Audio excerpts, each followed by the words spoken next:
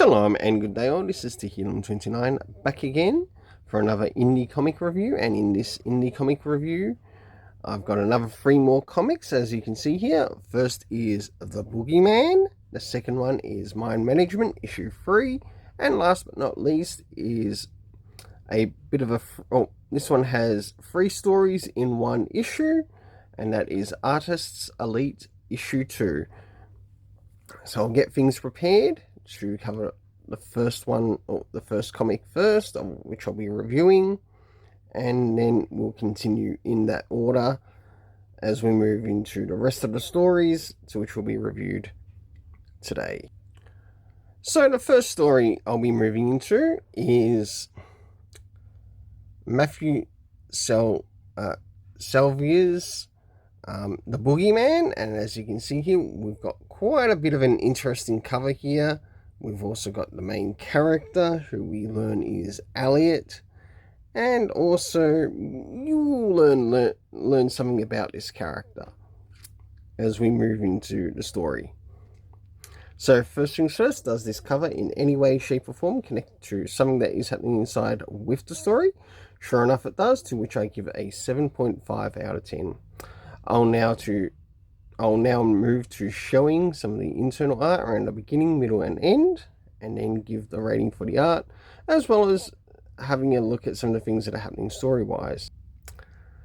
So as this story begins, we end up meeting with the main character, and it's like he's at a doctor's office or a psychiatry office, and we don't really get the name of the person who's talking to him or interviewing him, and we get to meet up with like some of the people, and we do learn his name is Elliot.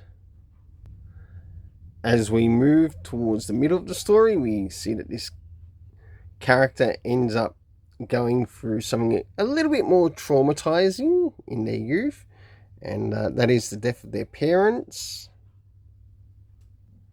And this is still a little bit around the middle, and as you can see here, there's a page from The Boogeyman, which is in relation connected to the story, and we get that this character we learn that this character almost has somewhat a bit of an obsession with sort of like characters that scare you, but it never comes to the mind, or never gets expected that the character would end up going through something quite life-changing.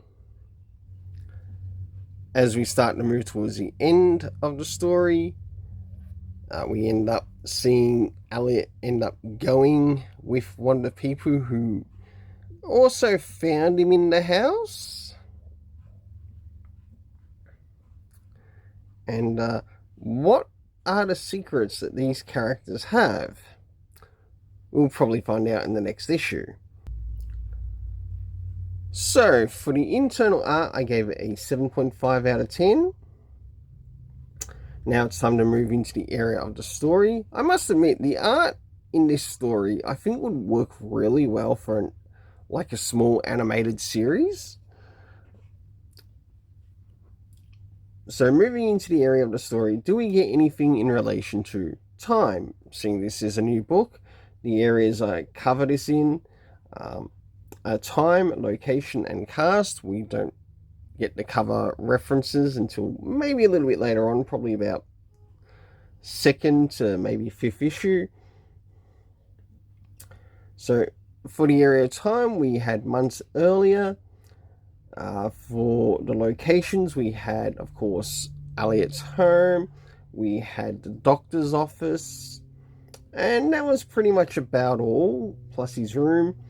The cast of characters consisting of Elliot, his dad, his mum, and someone by the name of Father Death, which I found quite interesting, and I look forward to learning a little bit more about the rest of these characters when the next issue comes. So for the story rating in this, I gave it an 8 out of 10. I'll now get things ready for the next story to be reviewed. So now it's time to return to some more Matt Kindt. And what has Matt Kindt got for us? well, some more crazy mind screwing up storytelling. That's what we've got. But that makes it even more exciting. So, starting off with the cover, does this cover in any way, shape, or form connect with something that's happening inside of the story? Well, as you can see on this cover, it's almost like a bit of a labyrinth of sorts, and we somewhat get a bit of a labyrinth inside of the story, to which I give this cover an 8 out of 10. I'll now move to showing some of the internal art, as well as some of the things that are happening inside story-wise. And as we begin, we start to see this story taking place in a somewhat interesting environment. But as we learn a little bit further, it's almost like these characters have been through a sensory deprivation room. So moving into the area of the middle. So as we start to move to the middle of the story, the characters get handed over in the area of mind management to Chuck, to which Chuck lets them know that, well, there's something in there that they're going to have to get the work on with, especially in leading up for maybe their next mission. And last but not least, we move towards the end of the story, to which we have the main characters, Keto, Chio, and Denny, as they're called the Zanzibar 4, even though there's 3 of them. And this character sort of like discovers a location in regards to a Matrix type thing scenario which we get happening here. And of course we get to see towards the end of this particular story. So for the internal art, I gave this a 7.5 out of 10. Now it's time to move into the area of the story. Did we get any indication of time when this was taking place? No, we didn't. But what did we get location-wise? Well, we had the mind management key location. We had the statue. We had talks of the Statue of Liberty being destroyed, Taj Mahal, which was burnt down, an Alabama mass shooting, but of course the key character being Alabama. We do end up going to the area of London. The cast of characters consisting of Eraser, Chuck, Keto, Chio, Denny, and themselves known as the Zanzibar 4. So for this story, I ended up giving it a 7.5 out of 10. Now it's time to move into the next one. So now it's time to move into the Artists Elite Presents Issue 2, to which we have a combination of 3 stories in one book. And I definitely look forward to sharing the stories with you in this. And I think what I'll do is I'll just go all the way through to show all the stories. At least then it will give you a bit of an understanding of what's happening in each of the stories. And after that, I'll end up giving the story rating of each story, alongside with the art rating, starting now. So the first story we start off is Dark Skulls, and as you can see here, there's a bit of an event happening here. We end up meeting one of the characters. As the story progresses, we also end up going to another location. Of course, the locations build up, but also the story. We start to encounter one of the people in the story, to which they seem to act on a supernatural type power, until eventually it ends. So for this story, the first story called Dark Skulls, I gave the art in this a 7 out of 10. For the main story itself, I also gave a 7 out of 10. I was going to give it something lower, but I chose to give it a 7. Now, moving into the second story, it is called Belong. And in this story, it seems to center around one of the kids, or a kid in the story, and he's being talked to at the station or by the sheriff. Now, this is one story that I probably wouldn't mind picking up in trade format.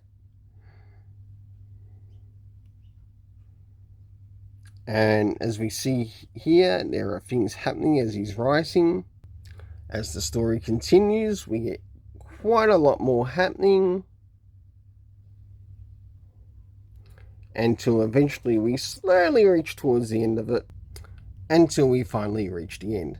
Now, for story 2, seeing that I'm now finished covering the story called Belong, for the internal art, I gave it a 6.5 out of 10, as in some places it can feel a little bit off-putting. But for the main story as well, I gave it a 6.5 out of 10. That's not to say that this story doesn't have potential. I feel it would, maybe in graphic novel format, and with more chapters connected to the story to understand what is actually fully happening here. So now it's time to move into the third story. So as we begin, we move into the beginning of the third. And the way that this story is executed, this feels again like it would probably be good for an animated series. As things progress, he gets a bit of a ass kicking from the demon he's up against. We move into a bit of a small flashback.